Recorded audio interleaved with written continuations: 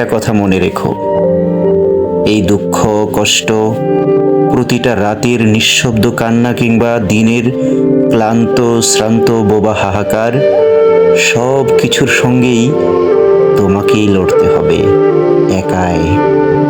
সমাজ, পরিবার কিংবা বন্ধু বান্ধব হয়তো একসময় সহানুভূতির পর্দা টেনে বলবে, আমরা আছি তোমার পাশে। কিন্তু বাস্তবতা হলো, এই পাশে থাকাটা খুবই ক্ষণিকের, খুবই ঠুনকো। কেউ সত্যিই বোঝে না তোমার যন্ত্রণার গভীরতা। তাই প্রতিকূলতা যতই তীব্র হোক না কেন, লড়তে হবে তোমাকেই।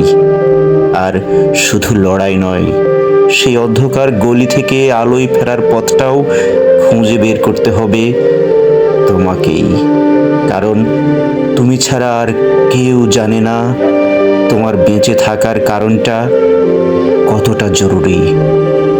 পাঠ করছিলাম হৃদয় আহমেদের লেখা কেউ ছিল না, আমি ছিলাম।